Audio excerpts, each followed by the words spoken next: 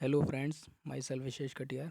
तो आज हम लोग बात करेंगे उपधातु के बारे में, जो कि एक इम्पॉर्टेंट टॉपिक है क्रिया शारीर का। तो जो हमारी उपधातु होती हैं उसकी जो निरुक्ति या जो परिभाषा बताई गई है वो इस प्रकार है। उपमितः धातु भी इति उपधातु। ठीक है, उपमितः धातु भी इति उपधातु। इसका मतलब है जिसकी उपमा, ठीक है, या जिसकी समानता धातु भी यानी धातुओं के समान की जाए या धातुओं के साथ की जाए उसे उपधातु कहते हैं।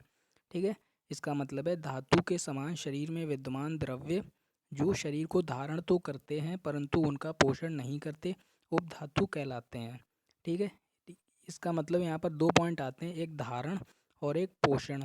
तो जो आपकी धातु होती हैं वो धारण भी करती हैं और पोषण भी करती हैं, लेकिन उपधातु आपकी वो होती हैं जो धारण तो करती हैं परंतु पोषण नहीं करती हैं। ठीक है, उन्हें हम उपधातु कहते हैं। तो जो हमारा उपधातु और धातु के बीच में डिफरेंस है वो यही है कि जो धातु होती हैं वो शरीर का धारण पोषण दोनों करती हैं। ठीक है, लेकिन उपधातु शरीर को धारण करती हैं परंतु पोषण नहीं करती हैं। ठीक है, और दूसरा पॉइंट इनके डिफरेंस में ये है कि धातुओं की क्षय वृद्धि का उत्तरोत्तर धातु पर प्रभाव पड़ता है। ठीक है, और इसमें कोई प्रभाव नहीं।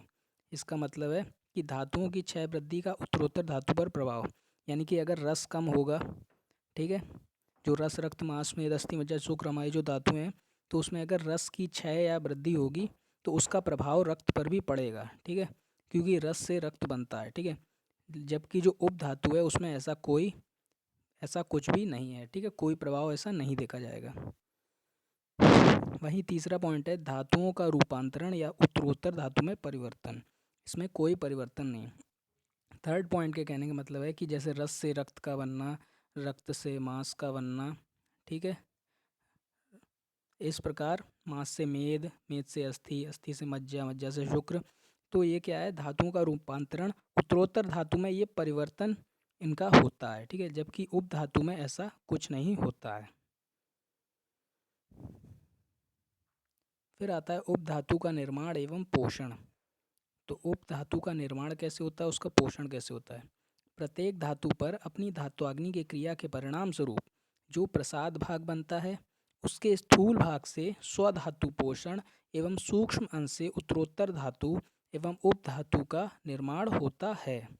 ठीक है, यहाँ पर कहने का मतलब ये है कि कोई भी धातु हो, ठीक है, जब उस पर उसकी धात्वाग्नि की क्रिया होती है, ठीक है, मान लीजिए रस धातु है, उस पर रसाग्नि की क्रिया होगी, ठीक है, तो उसकी जो धात्वाग्नि होगी उसकी क्रिया होगी, तो उसके परिणाम स्वरूप जो प्रसाद भाग बनेगा या जो सार भाग बनेगा, तो प्रसाद भाग का भी जो स्थूल भाग होगा उससे जो उससे क्या होगा, जो स्वधातु पोषण है वो हो जाएगा। ठीक है, जबकि जो उसका सूक्ष्म अंश होगा, ठीक है, एक स्थूल भाग होता है और एक सूक्ष्म अंश, और सूक्ष्म अंश से क्या होगा, जो उत्तरोत्तर धातु होगी यानी अग्रिम धातु, जैसे रस धातु की रक्त धातु, तो उस उत्तरोत्तर धातु एवं उपधातु का निर्माण होता है। ठीक है, तो जो आचार्य चरक हैं उन्होंने निम्न 7 उपधातुओं का वर्णन किया है।